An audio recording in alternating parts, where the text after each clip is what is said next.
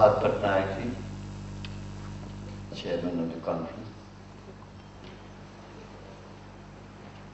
Prakash Karati,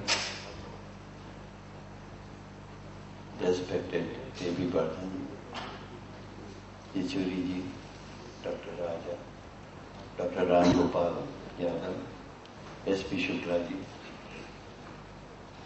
Prabir ji, Ashok Rao ji, Seema Mustafa ji, and friends. I'm sorry I'll not be able to hear that he is here, the learned people here, because I have to go for my dialysis. And that's why I've requested to speak early. I will not go through all the points regarding the deal. There are very learned persons who will dwell upon them, on what has been written into it, how the Hyde Act has been enshrined, and how will affect our strategic and foreign policy options. The instruments of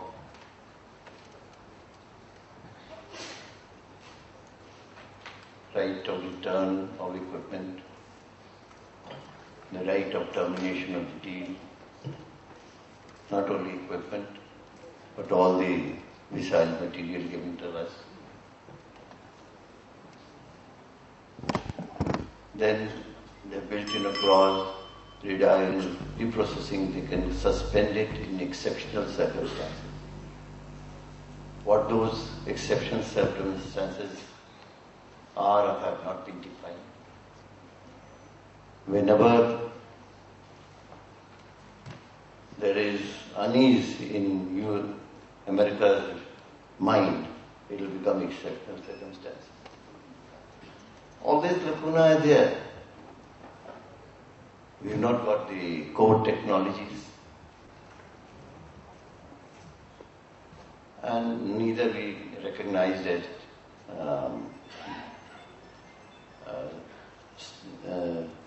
state with nuclear weapons.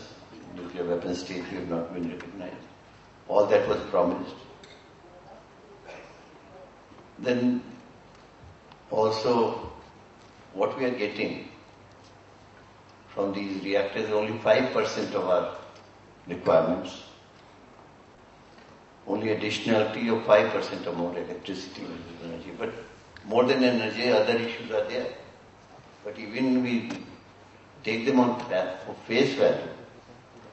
So just additional 5% and claiming all these bondages for inspection in perpetuity of all our civilian plants and all those things. It's like putting a button and then claiming the shut. The essence of all decision making is with the US. We have only right of consultation. Then that too, this is costly energy. Nuclear energy, people have calculated, while thermal energy requires 2.75 crores, say even 3 crores per megawatt. The imported reactors will need 10 to 12 crores per megawatt. That is, for the same money, we can get thrice of the installed capacity. The question is, why are you wasting this? Electricity will be costlier, even if we debate electricity. From nuclear power, it will be something like 5.5 rupees per unit, while coal-fired plants the electricity is about 2.5 to 3 rupees. So no way this is justified when we are standing knocking at the doors of our thorium technology. We've got improved methods of utilizing our thermal power, hydel power. And we have built our fast breeder reactors. We are progressing well on our advanced heavy water reactors. At that moment, to give up the line that was envisaged by Nehruji and Bhavaji and go into this uranium-based, US-based reactors makes no sense. And how this has been suddenly sprung on us. Since last 1 year, there has been a cloudburst of nuclear energy.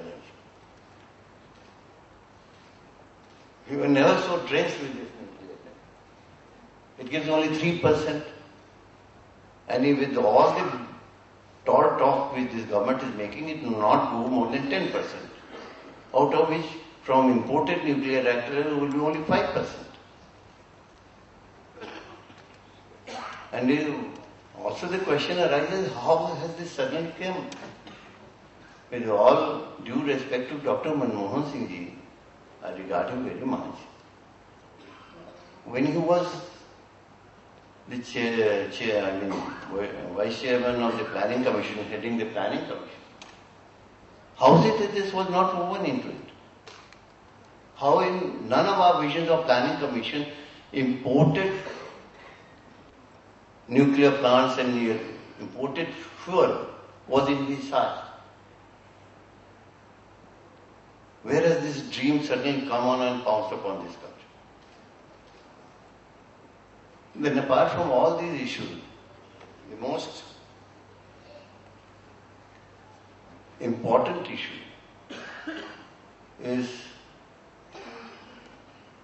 something which I want to put today other than the nuclear deal.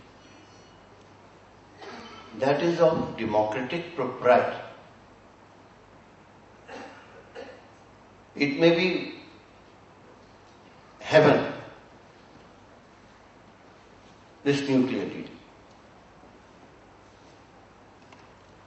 Whatever it may be, that debate is separate and you know what it's worth by the end of this conference, and you know it already.